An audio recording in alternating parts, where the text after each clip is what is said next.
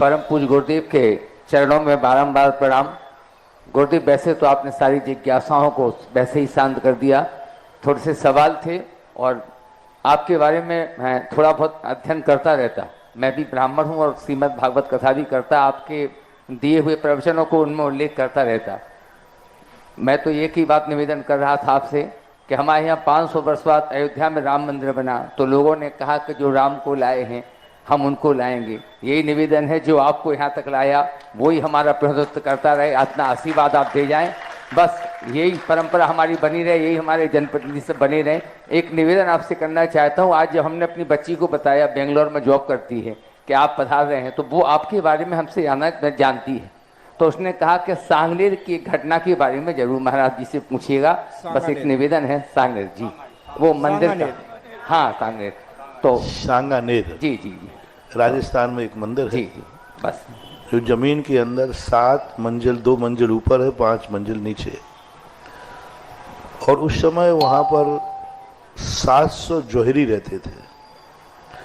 उन जौहरियों का नियम था कि 3 इंच से अधिक कोई भी रत्न पत्थर उनके पास आता था तो वो मूर्ति बना देते थे भगवान की, बेचते नहीं थे। और ऐसे रत्नमय मूर्तियों को वो नीचे तलघर में रखते रहे होंगे। सन 1932 में पूज्यवर शांति सागर महाराज हुए, वो दक्षिण से बिहार करते वहाँ पहुँचे। उनके स्वप्न में सब भूल गए थे उस तलघर को, क्या है क्या नहीं है। समय के अनुसार राजा सांगा का राज्य था उस समय और पहले। तो उसके बाद जाकर के उस मंदिर के इतना अतिशय था, राजा सांगा सब तरफ से थक करके हार कर भागे। उस मंदिर में छुपने के बाद दुश्मन उस मंदिर की एक देरी को पार नहीं कर पाए, कीलित हो गए। राजा सांगा ने फिर सांगानेर बसाया और उसके लिए विशेष ऊंचाइयां दी। और उस मंदिर में राजा सांगा का प्रति वर्ष किसी कार्यक्रम में श्रीफल आता था। आमेर वहां से 25-30 किलोमीटर दूर है। अब उन मूर्तियों को आए और गए, चले गए। पूज्यवर शांति सागर महाराज को स्वप्न आया और स्वप्न में जाकर के उन्होंने इस स्थान को पहचाना, देखा। और महाराज वहाँ 30 से तलकर गए।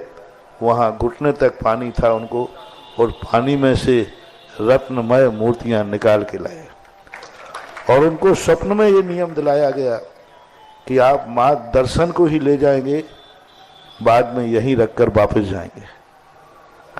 ऐसे 3-4 बार निकला। मुझे भी एक बार निकालने का मौका मिला, फिर दूसरी बार, तीसरी बार होता। आपकी बार पहली बार में तो मुझे कुछ वहां ऐसा एहसास नहीं हुआ। दूसरी बार में जब 99 में निकाला तो मैं निकालने के बाद थोड़ा सा मेरे मन में कुछ शरारती भाव आ गया कि कुछ और खोजे, कुछ नया देखें यहाँ पर। तो जिस रास्ते पर मुझे नहीं जाना चाहिए था, मैं गुफा में कई रास्ते हैं, उस रास्ते में चला गया। और एक छोटा सा एक कमरा था गुफा रूप में। वहाँ जाते ही वहाँ पर एक बहुत बड़ा नाग बैठा हुआ था। आपके जो कुर्ता पहना ना, कलर यही था, उस बीच में चिट्टे थे काले। और जैसे गया उसने फन फैला दिया। मैं समझ गया कि गलती मेरी हुई, आज जीवन का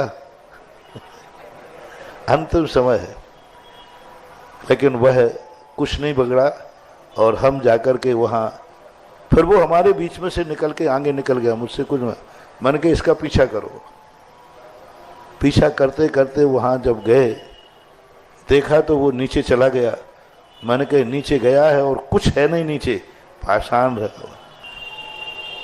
वहाँ एक पत्थर को उठाया तो नीचे फिर तलघर था।